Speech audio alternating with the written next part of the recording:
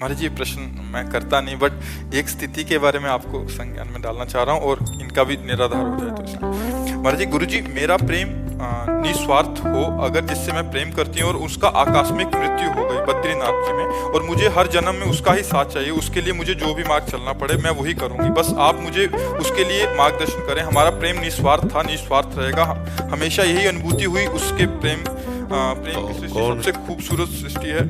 हाँ तो अपने प्रेम हाँ को तो पुनः प्राप्त पाना। देखो, सबके इन ढांचों के अंदर भगवान विराजमान है और कोई नहीं। नाम रूप अलग अलग पुकारे जाते हैं, ये ढांचे हैं। इनमें जो पावर है, जैसे माइक, पंखा, हाइलोजन, एसी और लाखों करण हैं, यंत्र हैं, पर बिजली देखिए ना, तो सबके अंदर पावर एक है, परमात्मा।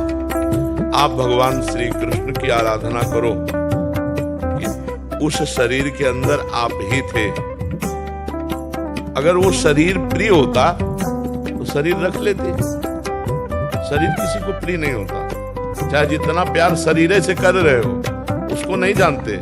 लेकिन जब वो चला जाएगा तो शरीर पैसा दे के नष्ट करवा दोगे, आग लगवा दोगे। इसका मतलब शरीर से प्यार नहीं कर रहे थे, उसी से प्यार कर रहे थे, परमात्मा से। तो सबके अंदर मूल में परमात्मा ही है। श्री कृष्ण को विराजमान करके आराधना करो कि मुझे जन्म जन्म तुम ही पति रूप में मिलो। वही थे शरीरों का कि वही रूप, वही पांच भौतिक शरीर कभी नहीं। ये हमारे प्रभु का सृष्टि का ढांचा ऐसा बनता है खांचे से कि दोबारा देखने को नहीं मिलेगा। अब बताओ कितने लोग हैं, सबकी आंख और नाक कान हो जाएगा, सब अलग अलग पहचाने जाते हैं, और वो असंख्यों लोग, और सबका फिंगरप्रिंट अलग ही मिलेगा। यार कितना चमत्कार मेरे प्रभु का है। नहीं तो ये तो नाशवान शरीर है, वही जन्म जन्म मिले, क्योंकि वही अंदर थे तुम्हारे पति, और वो चले गए तो तुमने कहाँ उसको रखा, कहाँ उसको माना, उसको नष्ट कर दिया ना। तो जो उनके अंदर थे वो प्रभु श्री कृष्ण थे, उनको तुम जानती नहीं, उनको तुम मानती नहीं हो। नहीं, ये प्रश्न न रहता, ये प्रश्न खत्म हो जाता कि मैं हे परम सुंदर सबके अंदर विराजमान श्री कृष्ण, मैं तो जानती नहीं थी कि तुम ही हो। मैं तो उस ढांचे को अपना प्रिय मान रही थी।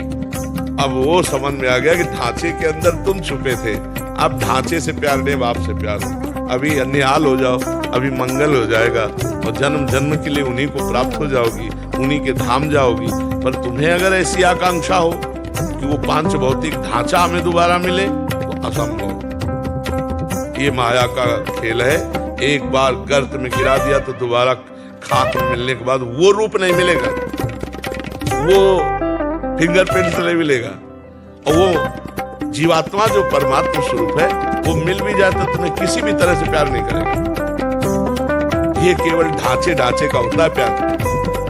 जैसे माता पिता हमारे मर गए, अब वो कहीं ना कहीं तो लीला में है भगवान की, उनको हमारी स्मृति नहीं, केवल स्मृति। जैसे पूर्व जन्म में अपने लोग तो आए ही हैं, हमारा तो जन्म कोई पहली बार थोड़ी हुआ है। पूर्व में जैसे छोटा बच्चा है तो आप माँ जब दुग्ध लगाती है तो पीने लगता है ना, किसने सिखाया? पूर्व का अभ्यास है, ऐसे करो, वो रोने लगेगा। मतलब ये ज्ञान पूर्व का है ना उसको। तो हम लोग पूर्व जन्म से चले आ रहे हैं। अब हमारे पूर्व जन्म के लोग अगर परिवार के मिले भी कहीं, तो हम पहचानते हैं क्या? न वो हमें पहचानते, न उनको पहचानते। ये माया कृत मोह छोड़ो, न तुम स्त्री हो न वो पुरुष, तुम दोनों के अंदर परमात्मा विराजमान हो। परमात्मा की आराधना करो और उसी को प्राप्त हो जाओ, तो उसी को प्राप्त हो जाओगी जिसको प्राप्त करना चाहती हो। प्रेम का नाम जप कर सकते हैं। मोहांधकार है, भगवान का नाम जप करो। प्रेम तो भगवान से ही करती थी, शरीर से करती होती तो रख लेती ना। हम बार बार तो कह रहे, आपने जाना उस शरीर के अंदर कौन था? तो मान लो ना, फिर क्या है? नासवान शरीरों की क्या आकांक्षा करती हो?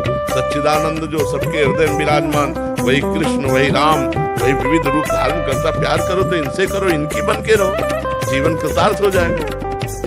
हमारी सलाह हम तुमको अभी तो ऐसे कहते, हाथ में गुदवा लिया, बोले 7 जन्म का बंधन, 7 जन्म। अगले 5 मिनट में तुम्हारी धज्जियां उड़ के तुम कहाँ पहुंच जाओगे, तुम्हें पता नहीं। काल तुम्हारे अधीन नहीं, तुम काल के अधीन हो। ये सब लौकिक वासनाओं की खेल है, शरीरों में आसक्ति होने के कारण। नहीं, एक परमात्मा के सिवा दूसरा कोई नहीं है। हमारी बात समझ लो, आप सरल हृदय हैं, आप पवित्र हृदय हैं, इसलिए आपका प्रेम जिसे कह रहे हैं वो